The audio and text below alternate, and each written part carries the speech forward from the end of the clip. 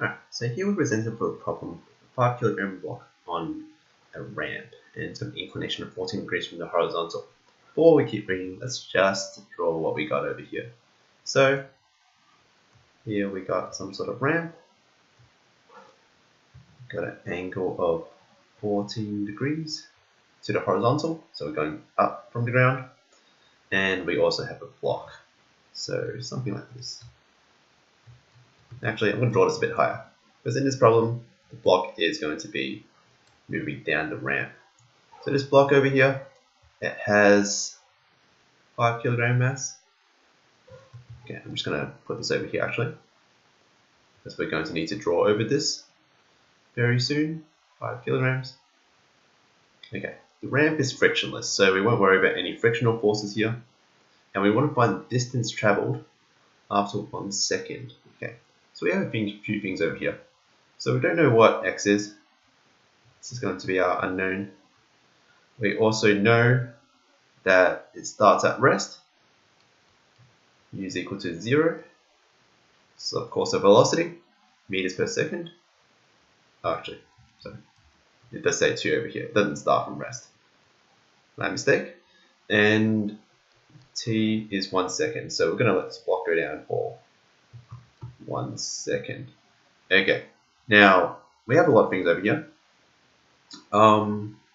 We need to find x, and of course if we use our constant acceleration formulas, we know that we're missing one variable here to actually find out x.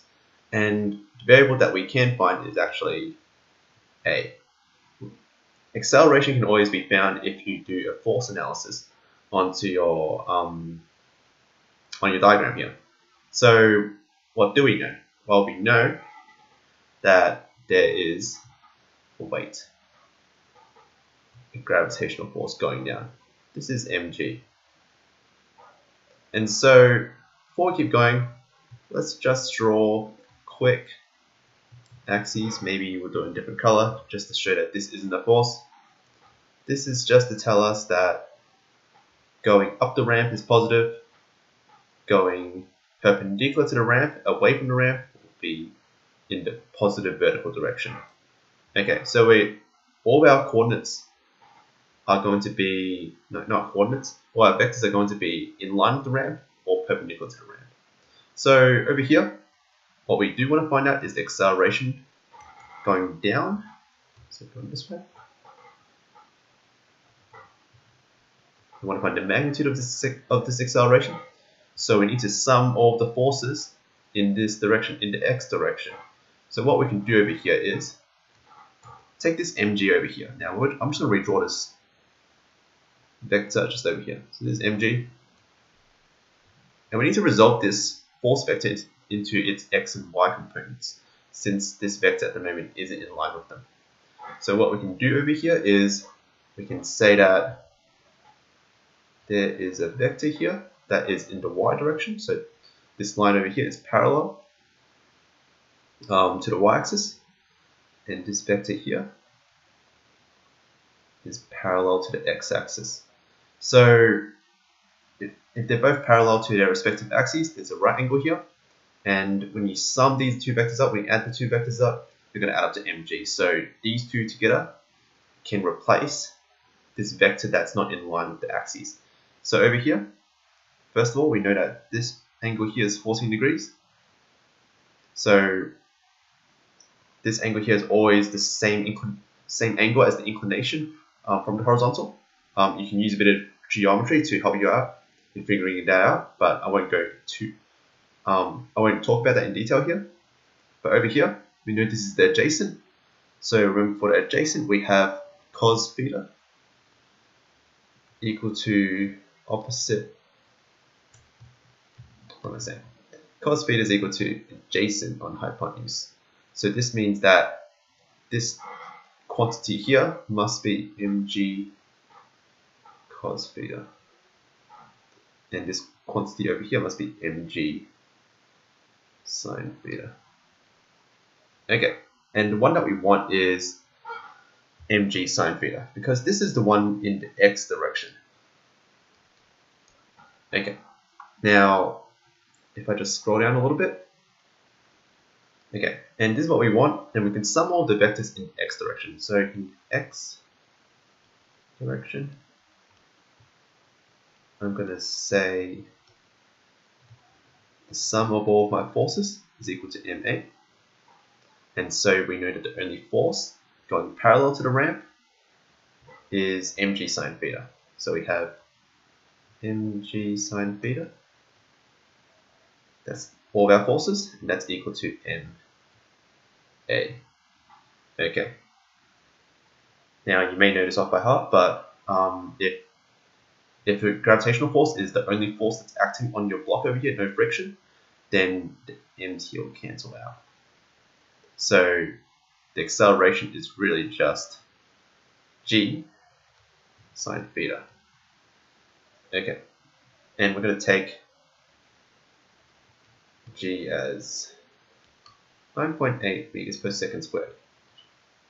Okay, and we're just going to sub in theta as 14 degrees. So just move to our calculator over here, and we'll do 9.8 multiplied by sine 14 degrees. So for 14 degrees over here, I'm going to need to use radians.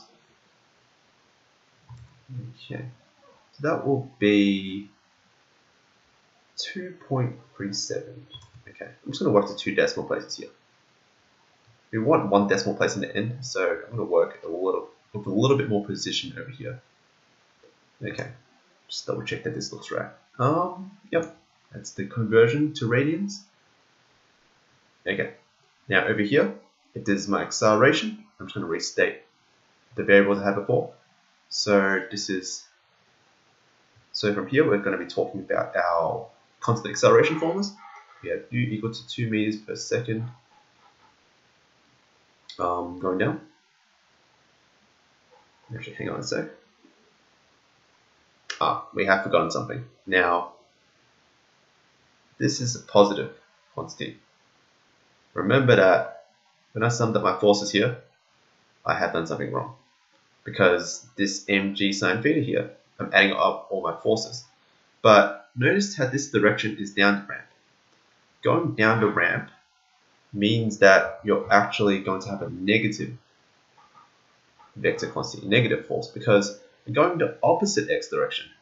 This is the negative x direction. So this means that when we do our sum of forces here, this has to be negative. And that means our acceleration is actually negative g sine theta, which give us negative 2.37 meters per second squared down the ramp. So we're going to be moving down the ramp at this acceleration. So let's just go over all of our variables again. Now, first of all, we can say that, well, since we're treating acceleration as negative, we can say u is negative 2 meters per second. So positive is going up the ramp, negative is going down the ramp. T is equal to 1 second. We just want to make it go down for 1 second.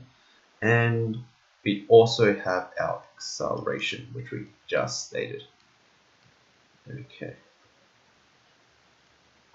if we want to know x, then we're going to use ut plus half et squared.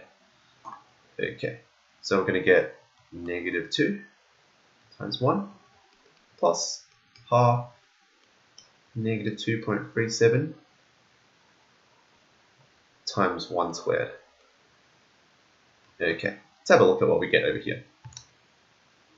So we get negative 2 plus half times negative 2.37. And this will give us negative 3.2 approximately. Okay. And of course, this is a negative number because this is simply stating that we are 3.2 meters down the ramp. And that's how much distance we've covered.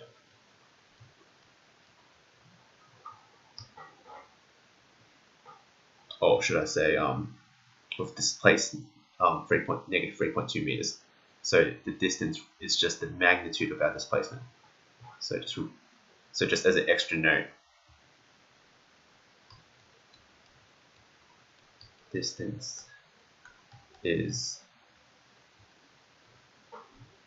the magnitude or scalar size of our displacement.